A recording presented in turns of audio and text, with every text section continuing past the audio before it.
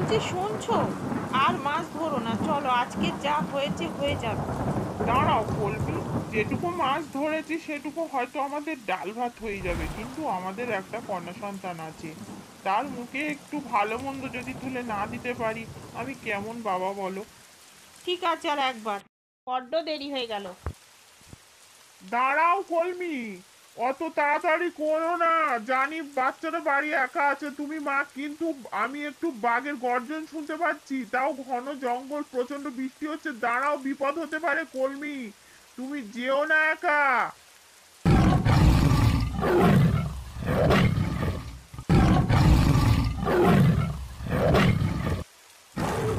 ওগো, তুমি আমার কাছে এসো না। বাঘ আমাকে তো আক্রমণ করেছে, আমাকে মেরে ফেলবে। আমি আর এই পৃথিবীতে থাকবো না হয়তো। তুমি বাড়ি ফিরে যাও।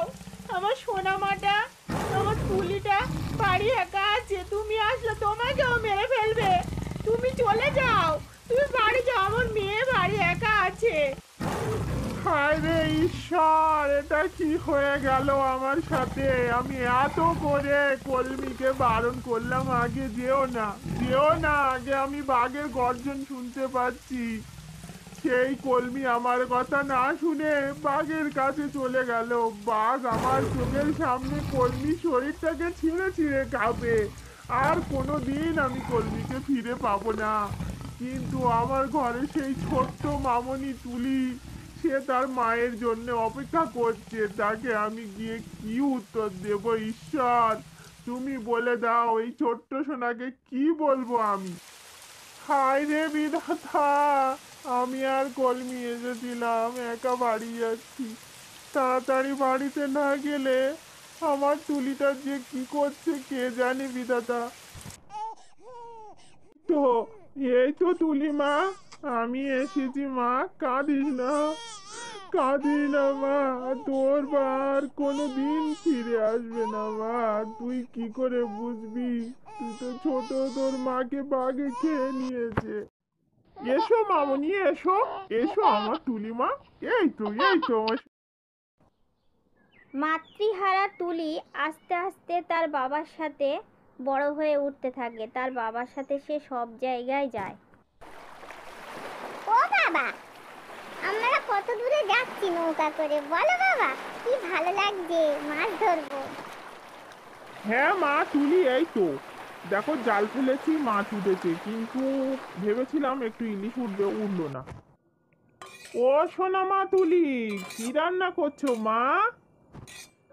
এই তো বাবা, ভাত হচ্ছে, গরম গরম খাবে, আর ডাল হয়ে গেছে, মাছ ভাজা হয়ে গেছে। তুমি যাও স্নান করে এসো, আমরা দুজনে ভাত খাবো। জানো সোনা মা তুলি, তোমার হাতের রান্না না অপূর্ব। তোমার মাও এরকম সুন্দর রান্না করতো। তোমার ডাল ভাত বিরিয়ানির থেকে কোনো অংশে কম নয়। তবে আমার দুঃখ, তোমাকে একটু ইলিশ মাছ খাওয়াতে পারছি না। আমার এমন কপাল পোড়া না, আমার জালে ইলিশ মাছ পড়তেই চায় না। বাবা তুমি ছাড়ো তো, মাছ তো খাচ্ছি, যখন ইলিশ মাছ পাবে তখন আনবে, তখন রান্না করব। উহ, উহ, মা গো, মাথা ফেটে যাচ্ছে। ও মা তুলি, তুমি অমন করছো কেন সোনা মা? বাবা খুব জ্বর এসেছে, মাথার যন্ত্রণা হচ্ছে আমার খুব। ওগো, শুনছো? একটু দাঁড়াও না। তুমি কে?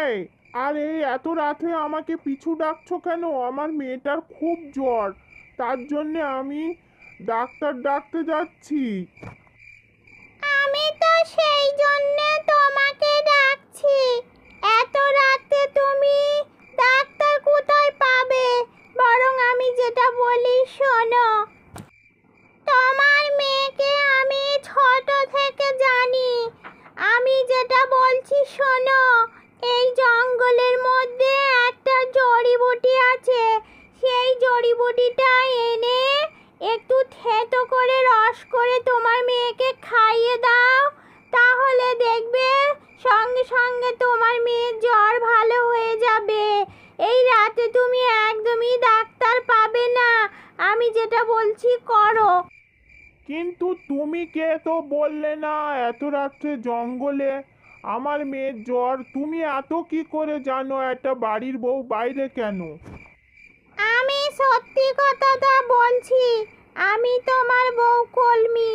আমার দেহটা বাঘে খেয়ে নিয়েছে, কিন্তু আমার আত্মা তোমাদের সঙ্গে আছে। আমি এই কথাটা জানালাম, তুমি কিন্তু আমার মেয়েকে জানাবে না। তুমি শুধু একা জানবে, আর এটা ঠিক করে খাইয়ে দিও। চল।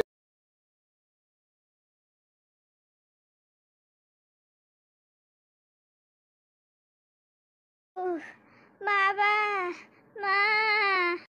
ও মা, কলমি সোনা, ওটো মা, এই জড়িবুটির রসটা খেয়ে নাও, দেখবে তোমার জ্বরটা একদম ভালো হয়ে যাবে।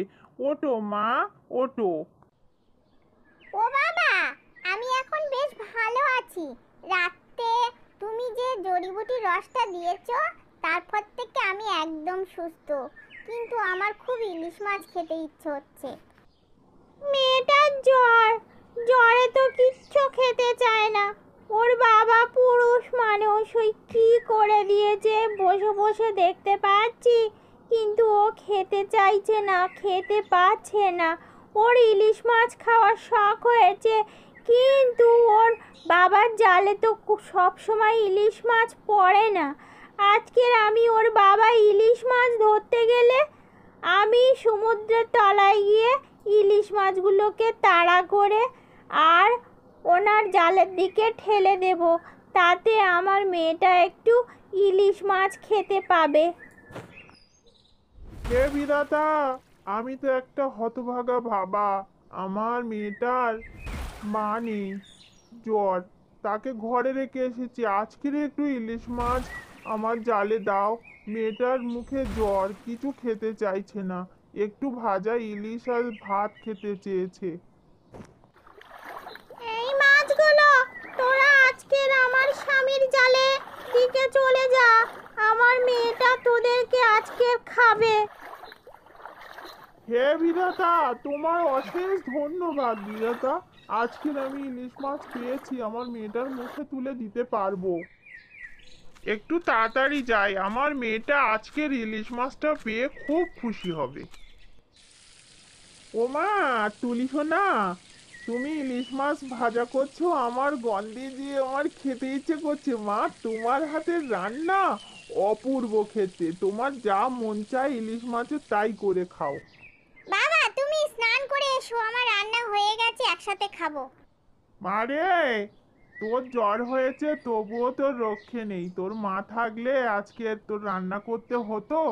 আজকে রে কি করব, তোকেই রান্না করতে হয়েছে।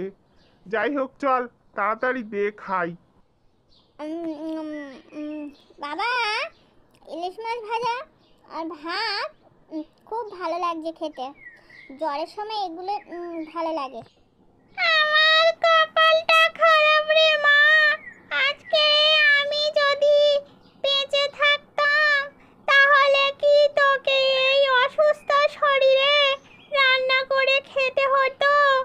আমি তোকে যত্ন করে খাওয়াতাম রে সোনা মা। কিন্তু আমার ভাগ্যটা খুব খারাপ রে, বাঘে আমার শরীরটা খেয়ে নিয়েছে, কিন্তু আমার আত্মাটা চিরতৃপ্তি পাইনি, পৃথিবীতে ঘুরে বেড়াচ্ছে। আমি ওপরে যেতে চাই না রে মা, সব সময় তোর আশেপাশে থাকবো।